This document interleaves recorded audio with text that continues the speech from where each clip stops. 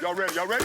Yeah. Let's go. Come on. Tiger Rag Radio is on the air. Let's crank this thing up. We're statewide, breaking down the latest happenings with LSU athletics. This is us. Hear from the coaches. Put together a defense that puts us in a position to win the SEC. The players. Having fun and we working, baby. That's it, baby. The recruits. Show some passion and some heart. And those who cover the Fighting Tigers of LSU and the SEC. All those things are going to be there, which are important. It's 2 hours of nonstop LSU talk. What a privilege. I mean, you get to represent LSU. Tiger Rag Radio is brought to you by Cummins. Cummins creates power solutions that the world depends on. Helm Paint and Decorating. The paint experts of Louisiana. Louisiana Beef Industry Council. Max Home. And the East Baton Rouge Parish Library.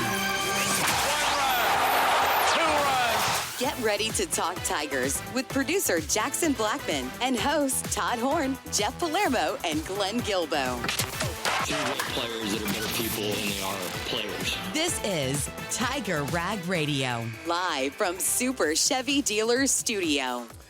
And good evening, everyone. Welcome to another edition of Tiger Rag Radio. Jeff Palermo along with Todd Horne from the Super Chevy Dealers Studio, which is on location tonight as we are back at the Goodwood Public Library here with the East Baton Rouge Library System. It's just me and Todd tonight. Glenn's got the night off back at the Super Chevy Dealer Studio, and producing back there, it is Jackson Blackman and Andre Champagne. We got a good show lined up for you. Derry Beckwith, former LSU Tiger, will join us later on in the hour to talk about what he has seen from LSU over the last couple of games. We'll also get a scouting report on the Florida Gators, who are in a world of hurt after losing to South Florida. So we'll do that at the top of the hour. We'll get to that as we'll hear from Edgar Thompson of the Orlando Sentinel. And Dixon McMakin, the new voice of Tiger Stadium, Death Valley, he will join us. We'll get his thoughts on his first experience as the public address announcer for an LSU football game. I know he's done a couple spring games, but for a real legitimate game, we'll get his thoughts on that and just moving forward with Dixon replacing a legend in Dan Borne. So, again, LSU, I think, Todd, when you look back at Saturday's game, you knew there was going to be a letdown. You knew the focus wasn't going to be what it was for Clemson.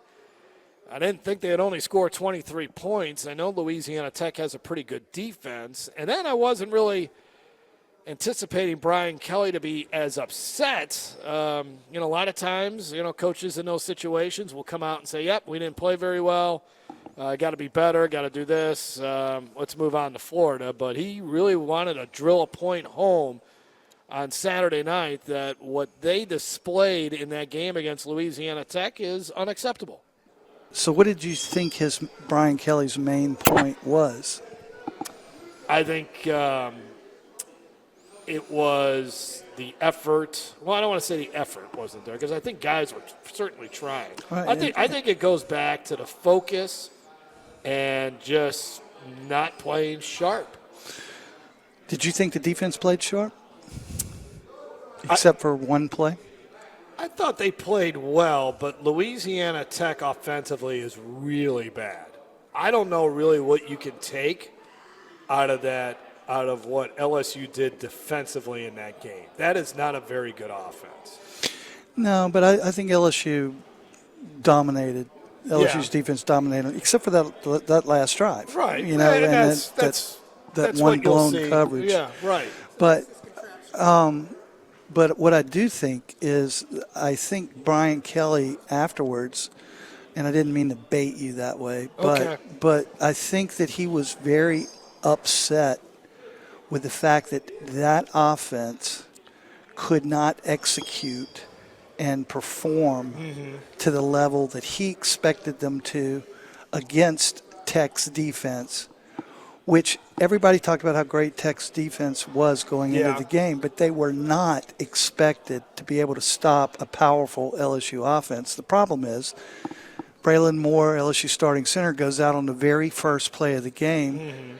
He's still questionable for this weekend, but they kind of dodged a bullet there because, at the time they thought he might be out for much longer time. 4 to 6 weeks. Yeah, it was the same with Trades Green, who was injured later, the 6'7" tight end. But I think these are just my thoughts. All right, I mean, I think he was focusing on the coaching too. Yeah, you know, I don't think he's happy with Joe Sloan right now, and I'm not saying that he's ready to fire Joe Sloan or anything like that. You know, Garrett Nussmeier threw the ball 41 times, played the whole game, threw the ball 41 times, did not play well. He had a bad interception. It was 100% his fault. Braylon Brown, Berrien Brown was wide open by at least 5 steps going down the sideline. It was a clear touchdown on the very first drive of the game, and Nussmeier just underthrows him. Inexplicable.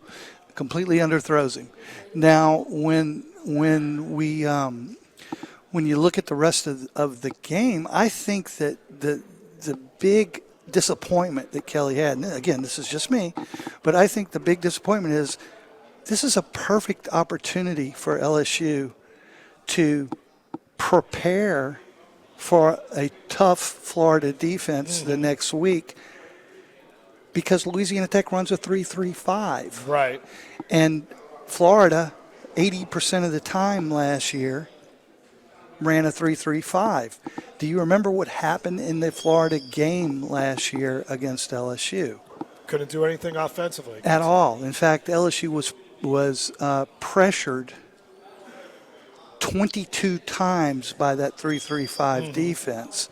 DJ Chester, who ended up having to play the entire game at center, who started all 13 games at center for LSU last year, gave up 14 pressures last year against Florida. That's unbelievable. Okay? Paul Mabinga was playing guard in that game. He gave up 8. So they together had the 22 pressures. Yeah. They gave up 7 sacks. If you look at the stat sheet, it says 6, but it's been revised since because there was actually an additional sack. They gave up 7 sacks in that game. They had only given up 6 in the 9 prior games to that. Garrett Nussmeier threw the ball 47 times against Florida. And was obviously under pressure most of those, well, not most of them, but right at 50% of the time he dropped back to pass, 22 pressures. I think Brian Kelly wanted LSU to go out and execute against the 3-3-5 defense and get in some good, polished practice. And what he got on the flip side of that was a very poor performance across the board, and I think he blamed his coaches for not preparing that offense for that. And I think if you read between the lines, you don't even have to read between the lines that much. That's what he was saying.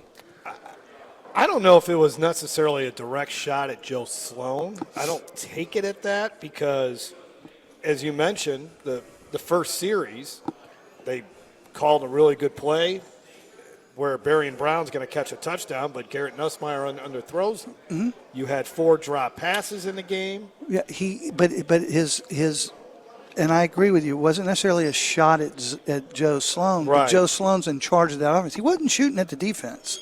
Okay, No. He was talking about the offense, and Joe Sloan's in charge of that offense. Well, I guess going into the game, I think it was more still. And he talked more about it on Monday, where the focus wasn't there. He crawfished. Yeah, it's where the focus wasn't there, it was interesting that on Thursday when he spoke last, he said, hey, we can only tell them so many times about you're playing Louisiana Tech. It's obviously a drop in competition. The players got to drive this. Isn't it? I'm paraphrasing. Yeah. It's up to the players. He thought he had a mature enough team.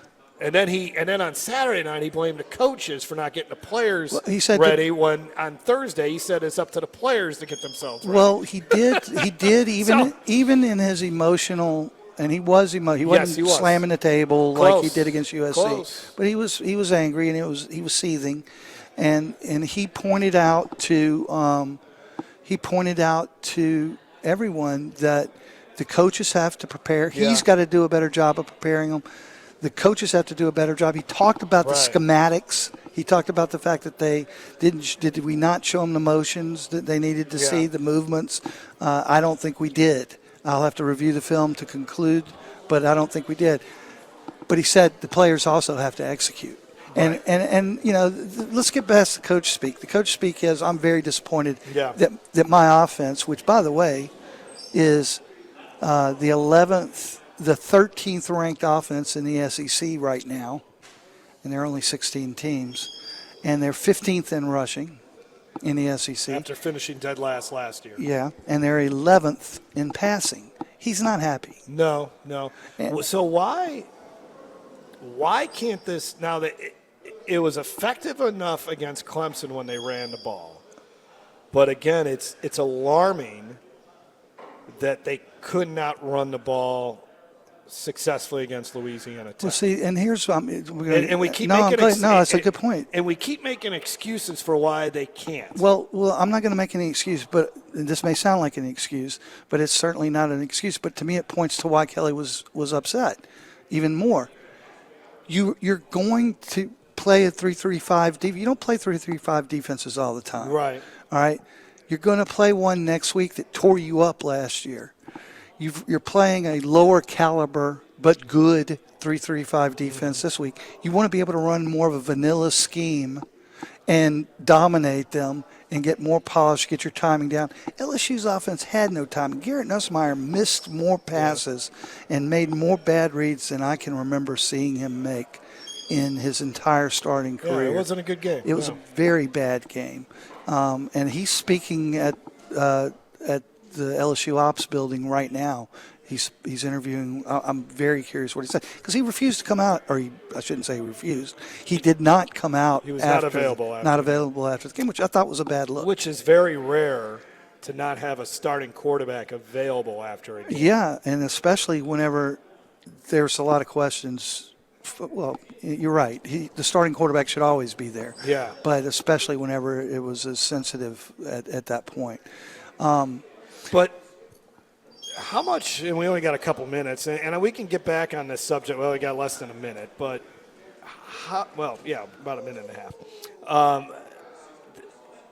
I don't know. We'll see what happens against Florida. But if they can't run the football against Florida, I think you got to almost start hitting the panic button on what the heck is the problem here. Well, I got news for you. If Braylon Moore's not playing, and we don't know, we won't know until the end of the week probably, or maybe Wednesday we'll know. I don't think we'll know Wednesday.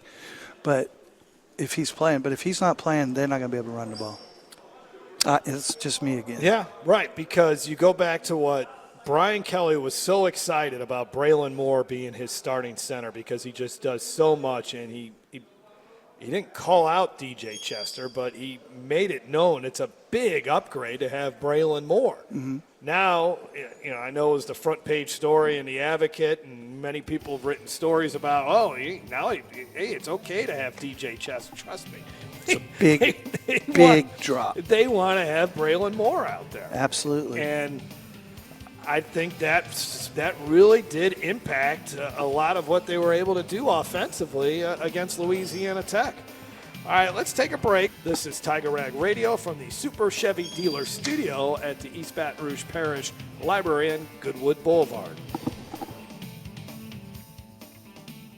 Chevy trucks have you covered when the road takes you from smooth sailing to Chevy Colorado will eat up some of the toughest terrains with 5 available drive modes. And Silverado and Silverado HD have the muscle to take you out for some serious. With multiple engine options and impressive towing, while Silverado EV is the perfect combo of performance and capability. Nice. Making it a snap to hitch up this electric truck and hit the road. Wherever the road leads, Chevy trucks are right there with you. See your Super Chevy dealers today. Tiger Rag Radio is back on the air, live from Super Chevy Dealer Studio. Super Chevy Dealer Studio is on the road tonight. We are at the Goodwood Library, part of the East Baton Rouge Parish Library System. Jeff Palermo, News and Sports Director of Louisiana Radio Network, along with the executive editor for Tiger Rag Magazine, Todd Horne, back in the studio. It's Jackson Blackman and Andre Champagne. Let's talk to one of our good friends of the show, former LSU Tiger, national champion, broadcaster. He does it all. He's a father now. Derry Beckwith joins us on the Max Home Hotline. Derry, how you doing tonight, my friend? I'm doing well, Jeff and Todd. Jeff, man, I haven't heard or seen from you in so long, man. What's been going on? Yeah. And Derry will be on with Garrett Walverd for the LHSA network call of Alexandria Senior High and Union Parish Thursday, and then you'll be with us in the Dome when we do Rummel and U High. Lamar Brown will be in showcase on the Yearview game of the week Friday night at 6. Shameless plug there, Todd. Yeah, it was very shameless.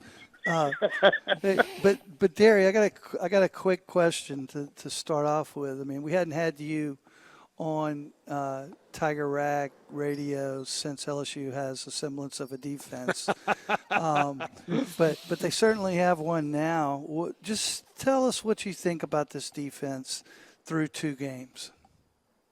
I think this defense has a chance to be a top 10 defense when it's all said and done. They have a championship-level defense. And these guys have something on every level that a defense must have. Let's start off with the D lineman. They have a guy in Patrick Payton who can get after a quarterback. They have a guy in Jack Pyburn who can stuff the run. Who's from Florida. Care of your D lineman. Yeah, yep. Pyburn's at Florida. Yep, linebackers, you got Whit Weeks and Harold Perkins who are good in space, so you can't run on the edge. You have Wes Weeks, who's a monster between the tackles, so you can't run the ball up the middle. Then in the secondary, you have Montrell Delane, who's a lockdown corner on one side. Then you have 2 veteran safeties who are intellectual. So you always want your safeties intellectual and putting people in a proper position, and that's something that both Cooley and also DJ Halsey does. And so when I look at LSU defensively, I don't see any weaknesses. And for them to come out the first 2 games and perform the way they did lets me know that these guys are ready to compete for a championship and also win a championship as well. Louisiana Tech could have easily been a letdown game, but they didn't. They still came out there and played with their hair on fire. 11 guys flying around to the football. They didn't make any mistakes. I know they wanted to have that goose egg. They gave up a busted play at the end. They did have backups in there. But trust me, Brian Kelly and Blake Baker let that guy have it. That blew that coverage because it's a standard that you have to set defensively. That standard has been set. If you don't meet that standard, then you just won't play. What has been the most impressive part of this new defense for you through these first 2 games? When you look at Clemson, you look at the Clemson game, you look at the Louisiana Tech game. Now, Tech didn't have a great offense, but Clemson did, supposedly. So what have you seen that stands out the most to you about this defense? How quick these guys deal together. That was one of my concerns coming into the year, that you have guys from the transfer portal that's coming in from different schools. Now, they did have a lot of experience at these other schools, but you're coming into a whole new system, whole new culture in Louisiana, whole different program, whole different mindset, whole different type of pressure that these guys didn't see at a Virginia Tech. They didn't see at a Houston. They didn't see this at a North Carolina State or South Florida or even Florida because, obviously they lost to South Florida. So these guys coming into a whole different culture, and to mesh the way that they did, these guys are actually playing defense on a string like they've been playing together 2 to 3 years. I always tell people when I play linebacker at LSU, my great friend, All-American that I played next to, Ali Highsmith, we roomed together before the games. We ate together every Thursday night. So we were always around each other. So on the football field, it would be times where you almost have like that synergy that somebody's your twin brother. I knew exactly what he was doing. But that was 3 years of us hanging out, being together, practicing together. But these guys just had spring practice and a training camp. And for them to come out and be have a synergy like that and play on one accord and play on a string and play together shows me the integrity, the character, and the maturity levels that these guys carry. Now I know you were a linebacker, and I know that makes you probably lean towards watching the linebackers. But with this rebuilt defensive line, do you see something about that defensive line that makes you feel like they can stand up for the whole season? Yes, because their deep tackles get pressure on the quarterbacks. Yeah. A good one is a monster. If you go back and watch that tape against Clemson, this guy was extremely dominant. It's not so much he has to make sacks or make a lot of tackles, but he's extremely disruptive. And I believe bringing in Kyle Williams, a former All-American LSU, played a long time in the NFL, former defensive coordinator at Ruston, he had that. Kyle Williams played that same way because he was undersized, so he had to use his quickness, he had to use his hands, and he had to use his hips to get upfield and cause havoc at that defense tackle position. So that's why I believe this defense is sustainable. Guys, if you have two deep tackles or a deep tackle that's dominant up the middle, it's going to be so hard for our offense to do anything because if you can get pressure up the middle, where else can a quarterback step up to in the pocket? You saw that against Clemson. If you stepped in the middle, he had pressure. If you stepped to the outside, he had guys playing the proper defense and playing contained. So anytime you can produce pressure up the middle, that sets your defense apart. Obviously, I played with a guy like Glenn Dorsey who can get pressure up the middle, and that changes the whole dynamic of the defense on what you want to do. And also, you have a cornerback that can play man-to-man with anybody. And so I know people are giving Mansour Delaney a lot of credit, and it is much deserved, but let's not forget why he's able to stick with these guys all game long. And why P.J. Williams is able to stick with these guys all game long is because what the defensive front and D lineman is doing these first two games. Former LSU Tiger, All SEC performer, national champion Derry Beckwith with us on the Max Home Hotline. Derry, I ask you, obviously your focus is on the defense, but me and Todd started the show talking about LSU's offense and the struggles that it's having so far. Really had a hard time running the football on Saturday night against Louisiana Tech. What are you seeing from this ground game right now that LSU has that was effective against Clemson but didn't get the job done against the Bulldogs? I think obviously losing the center first play of the game obviously did not help. That guy's incredible. The center sets everything for that offensive line. He sets the tone. So losing him on the first play did not help. But besides the point, I'm looking at the offensive lineman. And obviously the technique has to be right. The cohesion has to be right. Your footwork has to be right. But also it comes down to a 1-2. Blocking is a 1-2. It's just like rebounding a basketball. Guys like Dennis Rodman, who was 6'6". I mean, even Draymond Green now, that's 6'6" and a power forward in the NBA, which if you're 6'6" playing power forward in the NBA, you have to be insane. You have to be a little bit off your rocker. And that's why Dennis Rodman and Draymond Green is off their rocker because they shouldn't be playing power forward in the NBA, but they still be able to rebound the basketball. And blocking is the same way. This O-linemen they're not nasty enough on the O-linemen. They're not mean enough.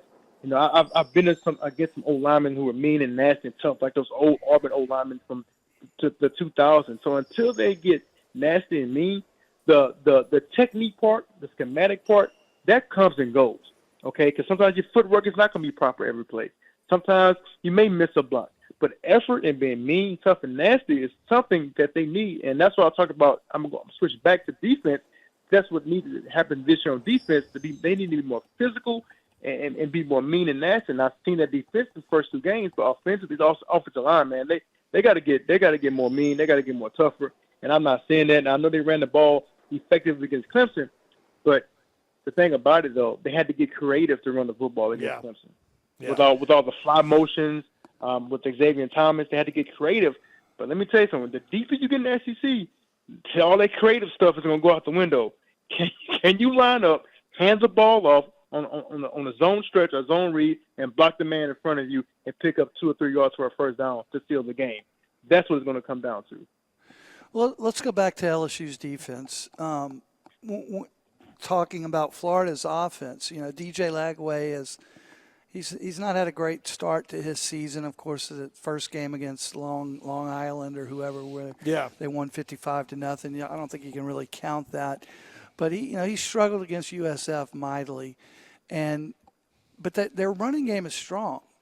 Do you think that with Jaden Ball averaging over 7 yards a carry for the season right now, that's going to present a problem for this defense, or do you think Blake Baker and the guys have it under control? I truly believe we're too strong up front for any team just to sit there and run the football on us. I think you have too many dogs on that defensive side that's going to let a team that's coming in and run the football. Same way on defense. There's no way I'm going to let you come in on my home stadium and think you're going to run the football down my throat. That's not going to happen. So I believe schematically and the type of players and personnel that he has on that defense, that's not going to happen. But a guy like DJ Lagway is tricky because you have to be careful when he hasn't played well the first 2 games. Because a guy who's talented, if he ever gets in a rhythm or gets in a groove, he's dangerous. And so LSU has to be very mindful. They can't look at what he did the first 2 games. The guy still has arm. He can still be accurate when he wants to. If you let him get in a rhythm, if you let him get in a zone, you can have a long night, because if you do that, now you're going to soft up your coverage, and now Florida will be able to run the football because you don't have the extra man in the box because you worry about the pass. So you still have to treat this guy like a 5-star quarterback that he is, because if he gets hot, it will be dangerous. So they got to scheme for both of them, stop the run, but also make sure DJ Lagway doesn't get comfortable in the pocket. So, Derry, let me ask you one quick question. I really want you to go into it from a defensive mindset and a standpoint. How important is it that LSU actually has a defensive backfield led by cornerbacks like Delane and Woodland, and even the freshman, DJ Pickett, that, you know, he's played probably about 30 plays per game in both the Clemson and the La Tech game, that they're shutting them down. They can play man-to-man. How important is that to free you up on the front 7 to be able to shut them down like that and have the support of an A.J. Halsey or a good one, or a good Tamarcus Cooley. I mean, those guys are really strong back there. That's a good back end. How important is that to help you continue to shut down the run and put pressure on Lagway? It just allows you to do multiple things defensively. If you didn't have cornerbacks, if you didn't have guys that can play man, your defense is going to be extremely vanilla. And you cannot be extremely vanilla playing in this conference or playing in today's football. You have to have different fronts. You have to have different blitz packages. You have to have different zone coverages, man coverage. You have to do a lot to kind of confuse these offenses, because these offensive coordinators and quarterbacks are highly advanced and they're extremely elite. So when you have a cornerback like DJ Pickett, who's 6'5", and by the way, he started last week against Louisiana Tech. Right. And P.J. Willen started against Clemson, so that lets you know the competition. So when you have guys like Mansell Delane and DJ Pickett and Halsey and Tamarcus Cooley that can lock down the back end, that lets you kind of, I call it backyard football. And when I say that, you can play backyard football with your front 7. You can be quick and touch and all kind of things, and that's what they're able to do because of that secondary. What do you think the chances are that Saturday night it's about a 10-7 game? 99% chance, because Florida going to come in and play like the 95 Nebraska Cornhuskers. That's exactly what's going to happen.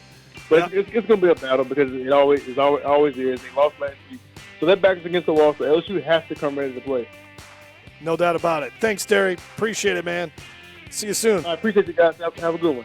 All right, that is Derry Beckwith. We'll take a break. More of Tiger Rag Radio from the Super Chevy Dealer Studio at the Goodwood Library of the East Baton Rouge Parish Library System. We'll be back after this on Tiger Rag Radio. Things are happening big time at your East Baton Rouge Parish Library in September. Let's begin with the 48th Annual Author-Illustrator Program featuring Brian and Andrea Davis Pinkey. Music is on the agenda with Red Stick Rhythms Concert Series. September also features Bilingual Family Hour at the new South Branch. For more information about library programs in September, go to ebrpl.com. Yeah, we are live from the Super Chevy Dealer Studio. Tonight, though, we are on location at the Goodwood Library of the East Baton Rouge Parish Library System. Jeff Palermo, News and Sports Director of the Louisiana Radio Network and the Executive Editor for Tiger Rag Magazine, Todd Horne, is with us. Let's get to our next guest on the Max Home Hotline. That's Edgar Thompson of the Orlando Sentinel. He joins us on Tiger Rag Radio. Edgar, I'm sure it's been a pretty quiet week this week in Gainesville and in the state of Florida for those that bleed blue and orange. You probably don't have anything to write about or talk about or anything. All I'm doing is cutting and pasting the stories I've written the last 2 years. Pretty much. Is it really so much of a deja vu to last year? And here you are with LSU, and a victory over LSU just sort of redeemed everything last year and started everything on the right path. Could it happen again? I actually wasn't even connecting that dot, but I'm going to connect it in my next story. Thank you. Yeah, good. You can send me the money at no. I'm just kidding. Do you think that? It feels a lot like last year. The difference is, I think this is the year where the real evaluation of Billy Napier is taking place. I think they gave him a lot of runway because of all the changes of the college sports landscape, as we like to say. NIL, they had to get that apparatus in place. They changed collectives at one point, right? Even before last year, they changed their collective. And all the rules and just the transfer portal and just getting and they moved into a new building, $87 million building, and all the hiring that Billy's done, et cetera, et cetera. I think they were like, this is going to be a slow burn, but now it's like you're being evaluated now, and he's dug his heels in on being the play caller, which I think at least once, if not both if not last off season, both the past two, if you're following me, after 23 and after 24, I think there was a feeling, even in the administration, that Billy would probably cede that and get a real offensive coordinator in here. I'm not saying Russ Callaway, who he elevated, is not a capable guy, but I don't think he's allowing him to even call the plays. So is that really your OC? And I think the boosters and the money people have been fully expecting that too. And he's just determined to do it his way, and it's going to sink him if he's not careful. Edgar, when you look at this game, I mean, obviously LSU is ranked number 3 in the country. They've gotten a couple of number 1 votes. They had the big win over Clemson. But, Louisiana Tech, they sleptwalked through that game. Now, the defense played real well, but the offense made all kinds of mistakes, wasn't able to execute. Drew Kelly's wrath after the game, Brian Kelly's wrath. South Florida is not a bad team. I mean, I watched them blow out Boise State, and they dominated that game. Is there hope coming in for Florida, or are you guys pretty down on them over there? No, there are reasons for optimism. I mean, maybe not optimism, but there's reasons. There is a path out, is a better way to say it, right? I think. I'm not I'm probably in the minority among the media corps, but I do think and I'm far from a homer, but I do feel if you step back and you're fair, DJ Lagway is extremely rusty. He's not the player we saw last year. He had 140-yard completion against LIU and a half, and that was on a circus catch by Vernell Brown III. He 40-yard passes for this guy were like regular thing last year. He's unbelievable. Just throwing seeds down the field and just making incredible throws. He's not doing that right now. He also seems to be a bit heavy. He's 247 right now. And he also doesn't seem, he just hasn't had reps. He's been injured. He had a core injury that needed surgery, reportedly. Shoulder out of spring practice, and they've kind of eased him along with that. And then he pulls a calf muscle right before camp. So he has barely gotten a month of practice, if that. And it's showing. You can't just take a joke. My big joke has been, I'll use it on here, you can't just throw a feed bag over Secretariat's face even and run him out for 3 Triple Crown races. Right. You got to get some laps in. You got to get some reps if you're DJ. He's a very talented thrower of the football, and it's just not showing yet. Here's the other reason, guys.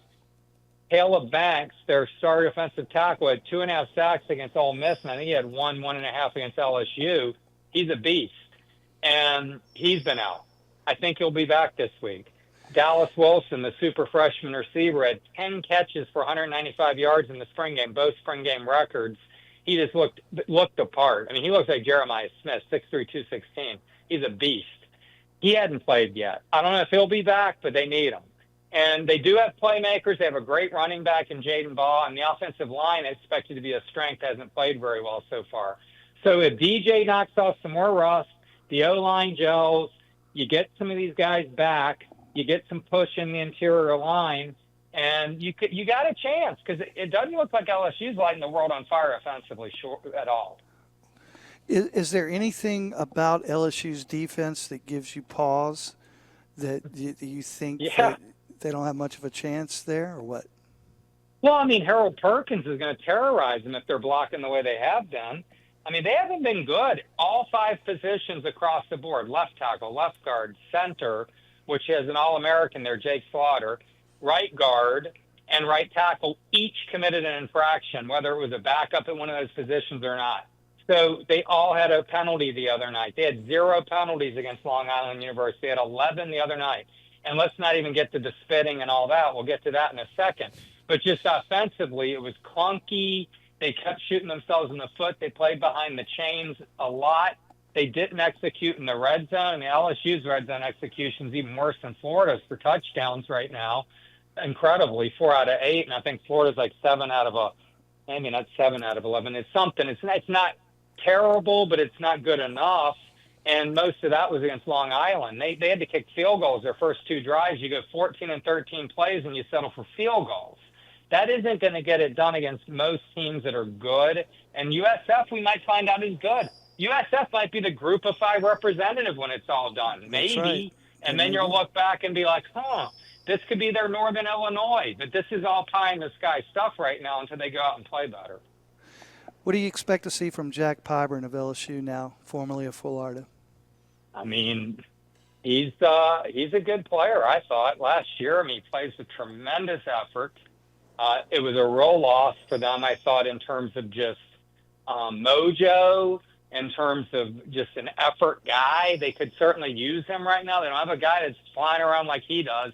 Tyreek Sapp, maybe. I won't, undermine or undercut his performance thus far. He's like a Jack Pyburn, just high motor guy.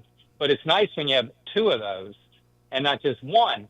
Now, they do have some nice pieces on defense. Miles Graham, Ernest Graham's son, 19-year-old linebacker, he's a stud. Number 5, Jaden Robinson, number 29, is an excellent linebacker. They have depth there, too. Devin Moore is an all-SEC caliber corner, in my opinion, if he can stay healthy. He's played 19 of 38 games entering this season, is it? But he's a talent. And they have some pieces.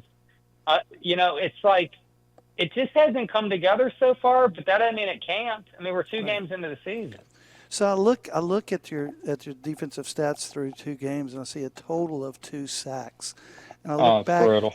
And I look back at last year's LSU Florida game. Florida wins by 11, starts the streak to rejuvenate the program last year. And, obviously you mentioned Caleb Banks coming back. Is that going to be enough to rejuvenate that defense, or is that defense just not the same as it was last year? I think it's a better defense, honestly. I think Miles Graham is an all-SEC caliber linebacker. I think he's a stud. And I do think Sapp is very good. Gums is better probably than he was last year. You got to think. I mean, this is a guy, former walk-on wide receiver at Northern Illinois, playing edge for the first time, and he was pretty effective. And so has experience. Cam James is a nice piece off the edge. The interior defensive line will get a push if Banks comes, and that creates all kinds of opportunities that they haven't been getting because there's been no push of the pocket consistently. I do think that they got to Nutsmeyer 7 times last year. I'm not expecting that. They had 19 sacks and 12 takeaways during their 4-game winning streak. They need more of that and less of what we're seeing so far. But I mean, that's a lot to expect those kind of numbers. But this defense could be. I think it can be an effective, if not a good defense. The key is they need to be able to play better on the offensive line, man. Jaden Baugh is elite. He is a great back. He's as good. He could be as good as anyone in the SEC, and I know that's saying a lot. He could be. He's 230. He's got wiggle. He's got cutback ability. He's got vision. He's got burst. Kid is a stud. And you get him going and take a little heat off DJ, and DJ starts to see some things and get a little confidence. But right now, man, he doesn't have it. And I don't know whether the coaches have a ton of confidence in him either in terms of what they're calling. So look, again, like I said, a lot of this stuff's kind of pie in the sky right now because we haven't seen it yet. But it doesn't mean the potential isn't there for this stuff to start coming together. Well, LSU and Florida always play very, very close games, and I'm expecting a one-possession game, maybe a 3-point, 7-point differential. And I'm sitting here thinking, how pivotal is this for Napier, who's now 20-20 going into this? I mean, if he wins this game, could it change the course of his future at Florida? And if he loses this game, is it pretty much done deal? If he loses the next 2 games, it might be impossible to recover from. Miami's a week later on the road. So you lose to LSU, you win at Miami, you're still 2-2 heading into a bye week with Texas coming to the Swamp. Arch Manning, I don't know if he's dinged up or not. The Swamp is tough, and Manning hasn't looked great, and he's going to be in a cauldron that day. If the Gators are 2-2, if they're 1-3, I don't know where the fan base will be. I mean, they'll be in the Swamp, but mentally.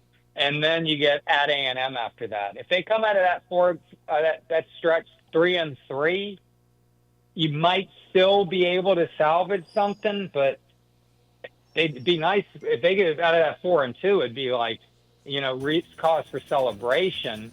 They could be 1-5. That's the problem. So what do you think is going to happen on Saturday night? I think they're going to lose, but I think they'll put up a fight. I've seen a ton of great LSU games. I was there in 2003, and I've been to a bunch of them since. I missed a few in the middle. But I've seen a lot of great LSU Florida games. I expect this to be a competitive, heated game with a great crowd. It's going to be fun. Edgar, thanks a lot for your time. Really appreciate your insight on the Florida Gators, and keep up the good work at the Orlando Sentinel. Thing. Thanks, guys. Appreciate it. All right, really good perspective on what's going on in Gainesville from Edgar Thompson of the Orlando Sentinel. Chevy trucks have you covered when the road takes you from smooth sailing to Chevy Colorado will eat up some of the toughest terrains with 5 available drive modes. And Silverado and Silverado HD have the muscle to take you out for some serious. With multiple engine options and impressive towing, while Silverado EV is the perfect combo of performance and capability. Nice. Making it a snap to hitch up this electric truck and hit the road. Wherever the road leads, Chevy trucks are right there with you. See your Super Chevy dealers today. Tiger Rag Radio. The details do matter. Every step, every hand on the ground, every route, everything that we do has a purpose. We are really focused, and our attention to detail is going to be unmatched. All right, back here from the Goodwood Library of the East Baton Rouge Parish Library System, the Super Chevy Dealer Studio is on the road tonight. Let's bring in the new voice of Tiger Stadium. That is Dixon McMakin, the state representative, also the voice of the Catholic High Bears, who got a good win to start off the 2025 season by beating Destrehan on Friday. Dixon McMakin joins us here on Tiger Rag Radio. Dixon, thanks a lot for being a part of the show. Once again, congratulations on taking on a very important job, but I know one that you really are going to cherish and treasure and do the best you possibly can over the next generation, as you put it in the Advocate article. Yeah, thanks, guys. Thanks for having me. Appreciate it. What an honor, and great to be with y'all tonight. Go Tigers. There you go. There you go. So what was it like, I guess probably especially when it's kickoff and, you're given what the weather is and this and that. I mean, just kind of what was going through your mind? What were the butterflies like at that point? When did it hit you? Yeah, that's a good question. Yeah, when did it hit you that this is happening? Yeah, exactly. Yeah, officially, I would say first thing I said live was I welcomed the band. That's the first thing you do an hour and a half before kickoff. The Golden Band from Tigerland comes into the stadium. You welcome them in. Actually, there's a lot of reads that you've done before. You welcome everybody back to the stadium. You do it's Saturday night in Death Valley read. But it really hit me, guys, I will tell you, when the national anthem was going on and just kind of there in that moment, the national anthem's being played by the Golden Band from Tigerland, and 100,000 people are now going to hear your voice for a generation to come. That's when it really hit me. And, of course, once the foot nut ball and we started kicking off and playing, it was just kind of natural. It felt good. Didn't mess up too bad. Of course, some things I know I personally messed up, and Tiger Rag audience, Tiger Droppings audience, let me know, of course. But, we're excited. I gave myself a decent passing grade, but room for improvement, and that's what I'm going to try to do each week. The goal is just to make my family, friends, and Tiger Nation proud. So, Dixon, the first thing I noticed early in the game, or actually probably pregame, it was pregame, you sort of paid homage to Dan Borne by saying, chance of rain, never. Do you plan on continuing to do that as you move forward, or is that just a one-time thing? Yeah, absolutely. I talked to Dan, took him to lunch. It was great. Of course, I've known Deacon Dan, as I call him, for almost my whole life. Took him to lunch. We talked about how he did the same thing with Sid Crocker back in the day. About 40 years ago, they did the same thing together and talked about it, and we brought up that exact line. I asked him, I said, what do you think? Should I do it? Do you want me to do it? What do you think? And kind of the conclusion was that is part of Tiger tradition. It's not a Dan Borne thing anymore. It's not a Dixon McMakin thing. It's a Tiger tradition. And, we're going to keep doing that one for the foreseeable future. People love it. The crowd loves it, and it's part of our game day tradition now. You know, you mentioned Sid Crocker. You were born, if I'm not mistaken, in 1986, because I think you're 39 years old. So if I'm doing my math correctly, you were born in 1986. And that means that you never actually heard live Sid Crocker in Tiger Stadium. Yes, that's correct. Never heard him, but, of course, my mom, my dad, stepdad, all my family, they heard him, so I heard lots of stories of Sid. Yeah, interesting fact, even Dan Borne, he never did the medical exchange. A lot of people ask me about the medical exchange and Dr. 225, please call medical exchange. Dan never even did that. A lot of people thought he did that back in the day. He never did that one either. So, I have no idea what Sid Crocker sounded like, what he did. And another interesting thing Dan and I talked about, right, in 85 when Dan started, not a lot of people were really tuning in that Dan was coming on board. He just did it. Just kind of happened naturally. And 40 years, all these great traditions. And he said, unfortunately for me, a few more people now are paying attention to me doing it than when he started in 85. Right. And the beast of the burden, but obviously what a great opportunity as well to make people proud. Well, Dixon, I'm a little bit older than you are, so I actually remember going to games and hearing Sid Crocker when he was the PA announcer. And one of the things he used to do, in addition to the doctor call thing you just outlined, which was classic, he used to give the scores, because we didn't have the internet back then. And so he was giving the scores, and the student section would talk back to him. They would say, thank you, Sid, when he would give the Ole Miss score or what have you. So that was pretty interesting. So I thought I would share we now do Window World score updates and Dudley DeBosier score updates. So we don't have to say them. They're up on the video board. That's, another thing, too, guys, I'm the first start of the internet age, which is different as well, right? Yeah. A lot of things we do in Tiger Stadium, and it was just Dan. We actually had a great call Sunday, kind of me and him recapped it, what he thought about it, what he heard. He was not there, but he was getting texts and calls from people as his kids were there and giving him updates and talking about the difference of when it was him in the beginning, it was just him and the band. Nowadays there's DJs, there's light shows, there's fireworks. So it's a little bit different Tiger Stadium, but still the cathedral of college football that it is amazing. Well, given the scores was such a big part. I mean, it was such a big part of the 07 LSU Florida game when Borne announced USC had lost. Right. And so that was, unfortunately, you're not – but I'm sure there's other things that developed. Dixon, if you could, kind of explain, I don't think people understand, and I've done a little public address announcing it during my time as well, but not as sophisticated with this. But just the timing of everything and how and I know some of this is now pre-recorded and all that, but still, it is an elaborate. You just don't go up there and just wing it. There's a lot of planning that goes into something like this. Yeah, we have a phenomenal athletic marketing staff, a sports information staff, and LSU TAF is involved, sports properties is involved. Everyone, we have a pregame meeting every week. We go through the script. We go through everything that's written down. We go through names. We go through who's pushing what button, when are they saying it, how are they doing it, where is it coming from, the flyover, who's doing what, everything from the 90-minute mark till the end of the game. When I say, and as always, go Tigers, everything has a role, has a spot in the game day experience, and it's all about the Tiger fans, making sure that when they are there, they have a great game day experience. They're getting the information from me that they may not know or hear about. I have a headset on that I get to hear from Mr. Manasseh, who does the stats in the press box. My headset, I get to hear from the referee. I get to hear from the marketing people. I get to hear from my great spotter, Mitch Rabela. I get to hear from Jarrett, that's running the sounding board behind me.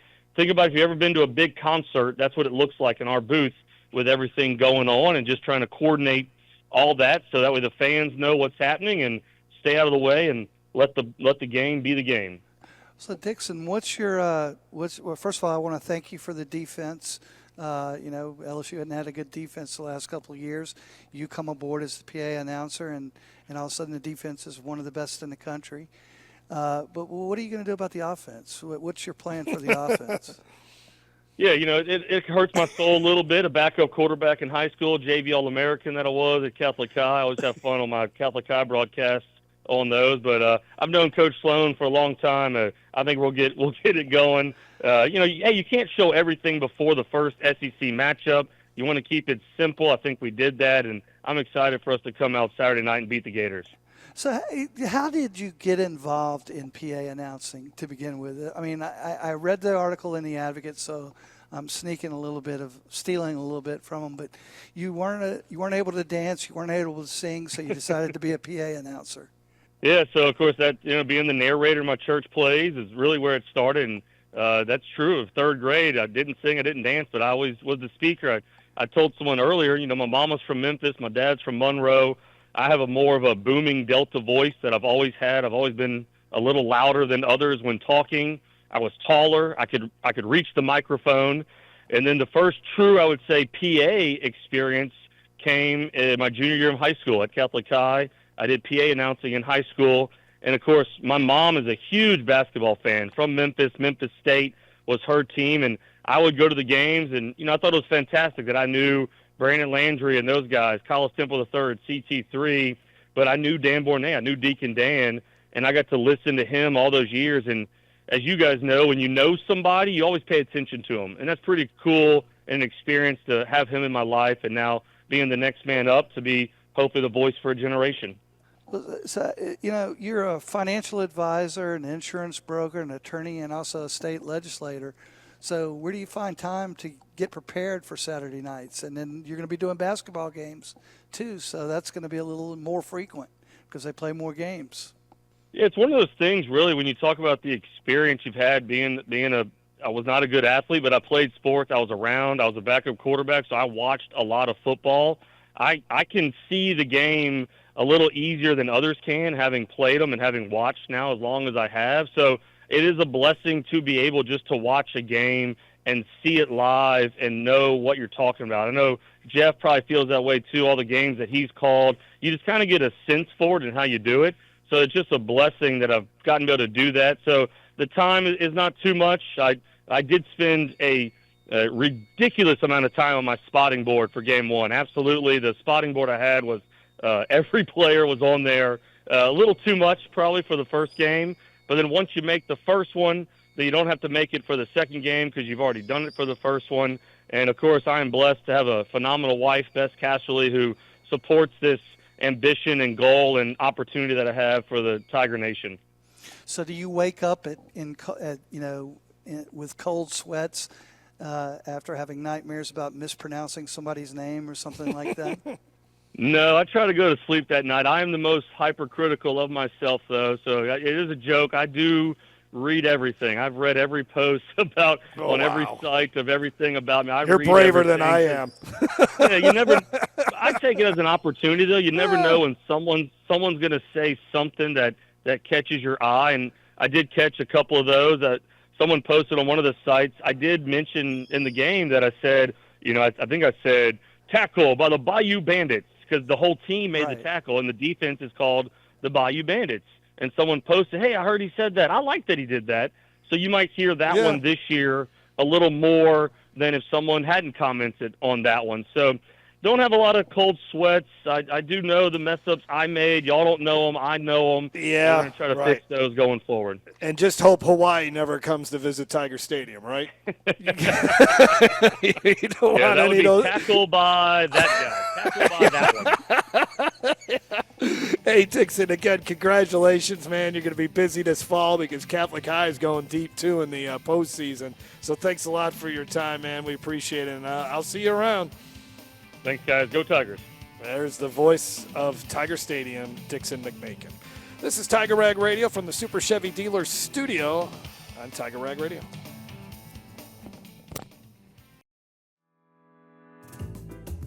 Things are happening big time at your East Baton Rouge Parish Library in September.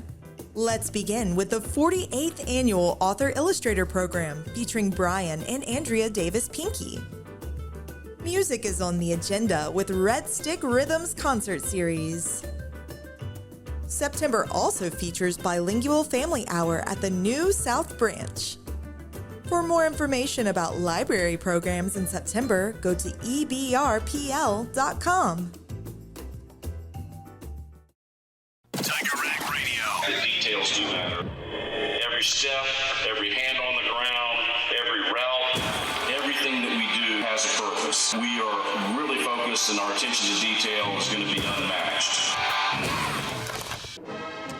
Final segment of Tiger Rag Radio. Got to thank all our guests here that were on. We spoke with Dixon McMakin. That was good to talk with him about being the new voice of Tiger Stadium. Also had a good conversation with Edgar Thompson, who really gave us a great breakdown of the Florida Gators. He writes for the Orlando Sentinel. And then we heard from Derry Beckwith, one of our favorite guests that we get from time to time, the former LSU Tiger. He really he thinks this LSU defense is legit. So, all right, let's get to the game here, Todd. You've said it numerous times you're anticipating a low-scoring game in this one. You know, I am. I think it's going to be a defensive game. I think Florida's got a good defense.